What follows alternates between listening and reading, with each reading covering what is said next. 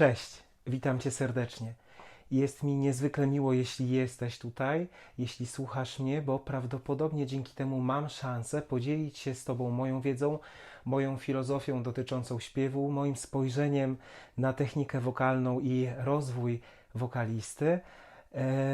Ten kanał, który nazwałem Voice Art, ma za zadanie mówić o sztuce śpiewu, o sztuce uczenia się go, o sztuce szlifowania głosu i wszystkim, co z tym związane. Ja nazywam się Janusz Bazylewicz, jestem nauczycielem śpiewu, już z wieloletnim doświadczeniem. Uczyłem w kraju, jak i za granicą, w Holandii, w Niemczech. I w ramach tego kanału bardzo chciałbym się móc podzielić z Tobą tym, co według mnie jest warte wokalnie do ogarnięcia.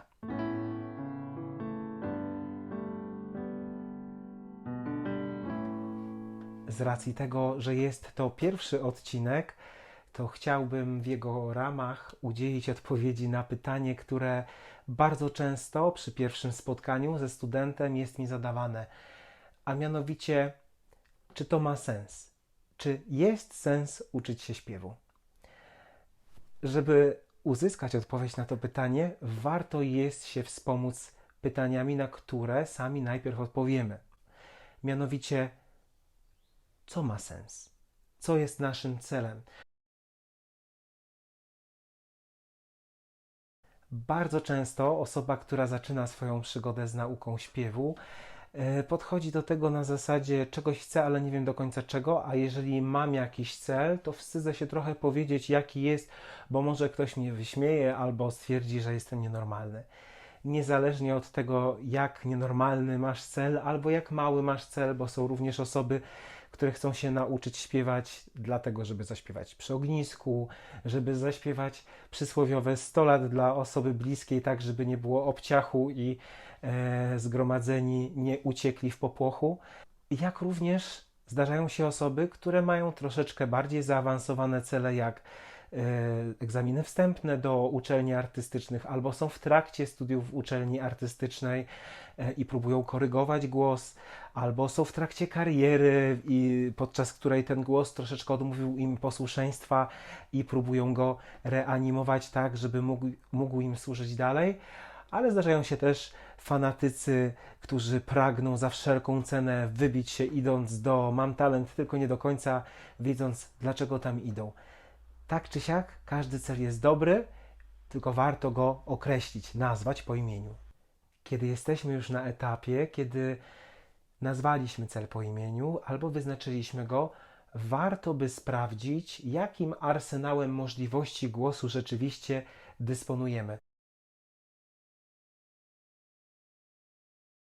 Bardzo trudno jest te właściwości ocenić obiektywnie, samodzielnie, dlatego polecam tu serdecznie konsultację z jakąś osobą, która się na tym zna, typu śpiewak, typu piosenkarz, wokalista, nauczyciel śpiewu, trener wokalny, jak to jest modne teraz określać, czy ktokolwiek, kto rzeczywiście ma różowe pojęcie o śpiewaniu.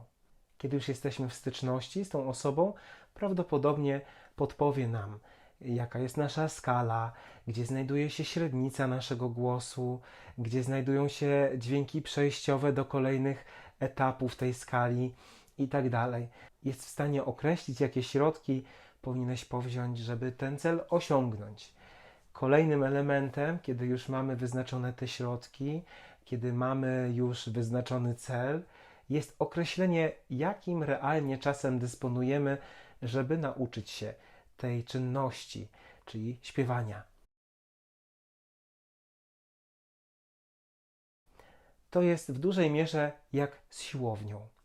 Każdy wie, że jeżeli ćwiczymy raz w tygodniu, to te efekty będą proporcjonalne do włożonej pracy na siłowni, będą proporcjonalne do czasu, który tam spędzimy. Oczywiście nie należy tam spędzać zbyt też dużo czasu, wszystko ma swoje rozsądne granice.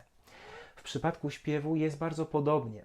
Pomijając aspekt treningu mięśniowego, śpiew to czynność, w ramach której my trenujemy przede wszystkim nawyk, czyli programujemy naszą korę mózgową, w której zawarta jest kora czuciowa i kora ruchowa, do właściwej pracy, do zapamiętania pewnych schematów, ruchu mięśniowego, dzięki którym bardziej automatycznie będziemy w stanie te czynności wykonywać. I tak jak już wiecie na pewno albo z biologii, albo z życia, uczenie się nawyków następuje przez powtarzalność pewnych czynności. Istotna jest częstotliwość powtarzalności prawidłowo wykonanych czynności. Nie jest ważne, żebyś zamęczył się na śmierć i ćwiczył do upadłego, czyli dzisiaj postanawiam, będę miał trening wokalny i póki jestem w stanie stać na nogach i moje gardło nie wytrysnęło krwią, będę pracował. Nie, ćwiczymy tyle, ile jesteśmy w stanie rzeczywiście świadomie, mądrze i w komforcie i zdrowiu to zrobić. Myślę, że w przyszłości zrobię odcinek dotyczący tego, jak powinno się rzeczywiście pracować z głosem, jak to powinno wyglądać realnie. Ale wracając do naszego tematu, kiedy masz już określone cele, określone możliwości, określiłeś, ile możesz poświęcić czasu, z jaką częstotliwością, warto jest dowiedzieć się, jakie środki użyć, w jaki sposób ćwiczyć, żeby miało to sens, żeby nie zrobić sobie krzywdy.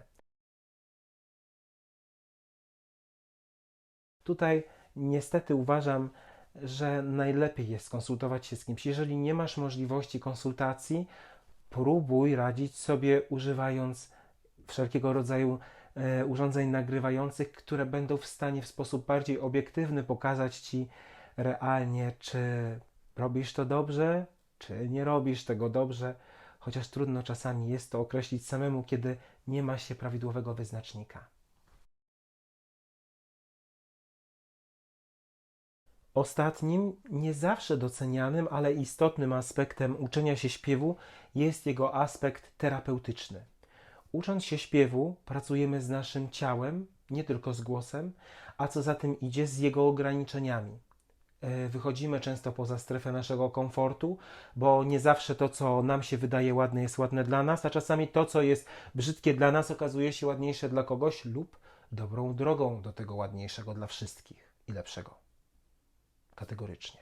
Poza tym to, co charakterystyczne dla pracy z głosem, to też, że pracujemy nad różnymi jego częstotliwościami, nad różnymi wysokościami tego głosu. A wysokości dźwięku wiążą się psychomotorycznie. Co to znaczy? To znaczy, że tych tonów wyższych częściej używamy w stanie podemocjonowania, ekscytacji lub złości niż tych tonów niskich. Niskich używamy częściej, kiedy jesteśmy spokojni. I tak te pierwsze stany, o których wspomniałem, to stany, które z reguły generują więcej napięcia, a co za tym idzie, z napięciem organizm kojarzy ten rodzaj wytwarzania dźwięku. Zwróć uwagę, że kiedy chcesz krzyknąć wysoko, hej, to ten głos się specjalnie napina. Od razu następuje pewien rodzaj spięcia, który generuje organizm. Natomiast kiedy mówię do Ciebie spokojnie, raczej to spięcie mi nie towarzyszy. I tak samo, kiedy pracujemy z naszym głosem, to pracujemy z tymi spięciami, które są zakodowane i organizm utożsamia je z sytuacją jakiegoś zagrożenia. Stąd tak trudno wyzwolić jest wysokie dźwięki w organizmie. I tu można powiedzieć, że tak samo jak rozwijamy się wokalnie, rozwijamy się mentalnie i psychologicznie jakoś podczas tej edukacji. Odpowiadając na pytanie, czy warto? Ja uważam, że warto, bo uczenie się śpiewu to nie jest tylko praca nad głosem, to nie jest tylko dążenie do celu, ale przynajmniej pozwala nam spróbować i określić, czy jest to możliwe. To jest również nasz samorozwój. To jest jak z ciastem, albo nie lepiej, to jest jak z tortem. Jeżeli masz pięknie wyglądający tort, kupujesz, jesz, nie smakuje ochyda, no to wiesz, że więcej nie kupisz. Jeżeli kupujesz pięknie wyglądający tort, albo nawet brzydko wyglądający tort, smakujesz, pyszny, no to wiesz, że następnym razem kupisz, bo ten walor smakowy mimo wszystko zawsze przeważa. Tak samo tutaj, jeżeli próbujesz uczyć się śpiewać, to przynajmniej wiesz, czy jest to możliwe, czy nie jest możliwe. A jeżeli wyznaczyłeś sobie cele i czasami zbyt niskie wyznaczyłeś, to okazuje się, że niejednokrotnie osiągasz wyższe niż te, do których mierzyłeś. Jeżeli w trakcie tego nagrania chociaż trochę udało mi się udzielić odpowiedzi na pytanie, czy to ma sens, Jeżeli dzięki temu nagraniu udało Ci się zobaczyć światełko w tunelu i stwierdziłeś, że warto spróbować, to jestem mega szczęśliwy i zachęcam Cię do polubienia tego filmiku. Jeżeli interesują Cię treści, które w przyszłości mam zamiar poruszyć, czyli jak szybciej nauczyć się śpiewać, samoocena i autokorekta, słuch i kształcenie słuchu, co robić, czego nie robić w śpiewie, oddech w śpiewie, kontrowersja pojęcia rezonansu, jak ćwiczyć, to zachęcam do subskrypcji. W ten sposób dostaniesz informacje o pojawiających się nowych odcinkach. Jeżeli masz jakieś pytania do mnie, proszę pozostaw je w komentarzach. W ten sposób będę miał również inspirację do tworzenia nowych nagrań i treści publikowanych na moim kanale. Dziękuję Ci za uwagę i pozdrawiam Cię serdecznie. Cześć!